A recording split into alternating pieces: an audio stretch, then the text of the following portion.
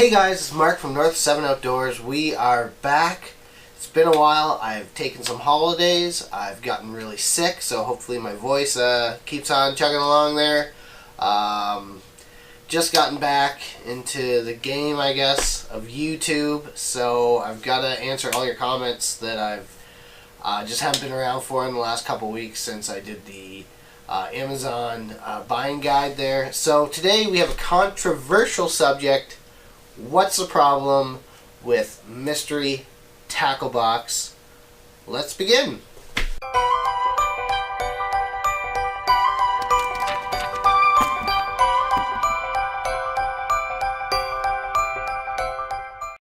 Okay guys, so you've probably clicked on my video and you're like, hey, what's this guy talking about? You know, maybe you're considering getting a subscription-based product. So hear me out. You know, I've thought a lot about the pros and cons of subscription-based products, and it does have pros. Like, it certainly has a market for the product they're selling, or it wouldn't exist in the degree it exists today. But I feel like it's also marketed to people that don't necessarily need it, and I would also go further and say not necessarily need it. I would also say that you could just absolutely do better buying product without that. So, you know, let's give subscription-based products their due and discuss the pros about it and the people that absolutely should be buying that product the way I see things, and I feel like could benefit the most by buying it. Okay, so the absolute prime category of people to buy subscription-based product for fishing tackle is newer fishermen, and they've made a conscious decision. They've sat down and they're like, look man, you know, I'm too old to play football. I'm not what I used to be. Let's look at fishing. I've always liked fishing. I want to spend more time in it. I want to learn. I want to become a better fisherman. So you've made a conscious decision to learn everything you can about fishing. You're like, I've got no bias or prejudice. I want to learn every application from flipping to finesse. I want to learn it all. You are absolutely the prime candidate for a subscription-based product because you don't have any intangibles that are going to get you into trouble where it doesn't really make sense for you to buy fishing tackle. Anything you get, whether it's a lipless or a jerkbait, and regardless of color, size, or weight, it's all going to be used adequately and equally for you. So absolutely go get subscription-based product. The secondary category of people that subscription-based fishing tackle products are good for are the guys that just are niche, like fishermen. They have like one specialty and they're very good at it. Like, let's give you an example. I'll give you a flipper. So some guys like, look man, I can catch largemouth out of mats while everyone else is drop shotting offshore structure for smallies. He's like, I managed to get them. But that being said, you know, sometimes I wish I had a few other tricks in the bag. And you're like, okay, you know, but everything I know is how to flip a jig or how to punch mats. That's all I've got. Then I would say absolutely go out and get a subscription-based fishing tackle product, because you've got so much more applications to learn from. You know, the only thing that makes you not a prime candidate for this and a secondary candidate is that you're a stud at flipping. So it's like, you know everything there is to know about jigs, you know everything there is to know about creature bait, hook size, hook brand, hook, you know, style, colors for your creature baits. You know everything, and you have it set aside what you want to use. So you already know that. So anytime you get a flipping hook or a creature bait or a color or a weight size or a jig brand that you don't like, I mean, that's useless. I mean, you're never going to use it. So that's what makes you less than the prime candidate. So I feel like I've adequately given subscription-based products their due. You know, that is their strength. So, I mean, there are people that could legitimately use them, and it is a legitimately financially wise decision to even go out and get subscription-based product. There's your plug. So let's look at like the other side of the coin to subscription-based products and why people should not get them. Well, the first thing is, sorry, I know my voice is going in and out. The first thing you gotta look at is tackle. You're getting a random assortment of tackle.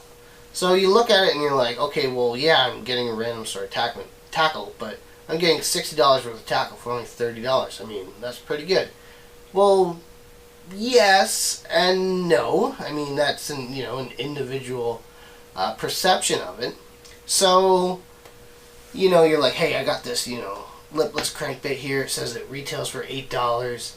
Man, I probably only paid like $4.50 for it. That's a steal. I'm like, okay, absolutely right. That is a steal. That's a good deal. Except, let's say you already have 50 crankbaits. You already have 50 lipless crankbaits. So you don't need the color because you got a few in it. You don't need the size or weight. You got a few in it. So I mean, all of a sudden your $4.50 crankbait lipless that is regular $8. I mean, it's only worth about $2 now. So it's like, well, now really, because you got so many of them, is it really a good deal if you got for half off? If you're never going to use it, it probably isn't a good deal. So I mean, here's my crankbait box. You guys that watch the fishing videos know I rarely throw lipless crankbaits for bass. So I mean, I probably have about, 25 in there. That's more than enough for a lifetime of how I fish bass. I don't need another crankbait, lipless crankbait. It's not realistic for me to value that crankbait that I get $8 because that's what Tackle Warehouse says is worth. So now that we've talked about like intangibles that you have to think of yourself, you're like, hey, you're right. What's it worth for not being able to choose the color, not being able to choose the brand, not being able to choose the size, not being able to choose the weight? What's that worth to you? Like, what is it really worth to you? Is it worth anything to you? You have to look at your tackle collection and who you are as a fisherman to answer that.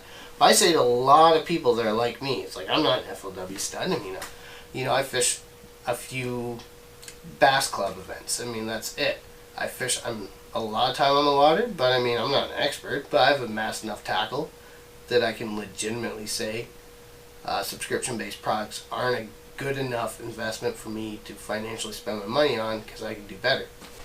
Okay, so now that we've looked at really what is, what random lures that you're getting, what is it really worth to you? A consistent argument that people have are, mystery tackle box lets me try things I wouldn't otherwise buy because I'm not going out to the store and paying full price. Well, tackle stores usually have this thing, and they're called sales. Yeah, fishing sales. I mean, wow, crazy, right? Fishing tackle sales. Who thought of it? And if someone asked me, like, Mark, what is your favorite tackle sale? I would say absolutely it's Tackle Warehouse's Black Friday. And they're like, yeah, you only get like 20 to 30% off. I'm like, yes, absolutely, you're right. The demand there, yeah, subscription-based products you're getting 40 or 50% off. But the strength to the Tackle Warehouse's Black Friday sale is the intangible. And it's knowing that it's every Black Friday I can count on saving 20 to 30% off certain brands. And it's like clockwork, and there's value in knowing that. There's value in being like, hey, I'm out of this product. It's October. Well, I'm getting ice on the lakes in another month, so might as well wait another month for November and reorder an entire year worth of stock in November. So yeah, you have fishing sales out there. That's how I buy almost all of my fishing tackle has been on sale. So I wouldn't otherwise try it. And I'm going to give you a few examples of things I bought ridiculously discounted. Okay guys, so we've got a huge Savage Gear swim bait, man. It was like $10, not even US. I use it for muskie, no luck yet, but we're counting on it. I would never go out and spend $30 on that. Little Spro BBZ I just picked up. I want it for a while. I did my research on it. I got to pick the color. Got it on sale. River to Sea S Waver glide bait there. Again, I get to pick the color. I got on sale. I got in the size I wanted. Little Savage Gear Bat Top Water Pomodoro ripoff. No luck on it so far. I've tried it. Not fussy on it, but I got it for like 70% off. So the swim bait, the Savage Gear large musky swim bait, let's call it, and the Savage Gear bat were crazy deals. They're like 60% off. So I would never go out and be like, I'm going to buy this, item. But if someone's like, hey, 60% off, I'm like, okay, I'm going to buy that item. So, I mean, for people to be like, I would never otherwise buy an item if it mystery tackle box didn't knock it off, or it wasn't in mystery tackle box. And it's like, fishing tackle sales, what do you know? And the other aspect of that, we had the Spro BBZ swim bait, and then we had the River to Sea S-Waver, okay? They were only 20% off. We were like, okay, well, if they had put that product in the mystery tackle box, it would have been closer to 40% off. Fair enough, okay? But think about it this way. I got to pick the color, I got to pick the size, I got to pick the weight, I got to pick the fall rate. You didn't get to pick any of that. So, I mean, right? What's that worth? Is that worth another 20%? I would say so. If you picked that, if I got that in the wrong color, I would never use it, so it'd be useless to me. So I've never actually heard a good argument from someone that could convince me to buy a subscription-based product based on my needs as an angler and my tackle supplies that I currently have. I'm not saying, you're getting bargain bin lures. I'm not going to discredit them in that sense by any means, but I'm just saying, look at the facts here. Do you need any more chartreuse crankbaits? Do you need any more silent square bills? Do you need any more pink Senkos? I mean, do you? What is that worth? You not being able to choose, what you need to. So, yeah, that's pretty much how I feel about subscription-based products. They've got their pros, they've got their cons. I sit more in the con aspect. People can sit in the pro aspect, but at least you know both sides of the story. Anyways, thank you guys for watching. Take care. See you very soon, because we're doing a year-end recap of all my fishing adventures, and hit that subscribe button because we're doing big things this year. That's right. Possibly a former WWF superstar will be fishing with me. No, he won't. Imagine if he did, though.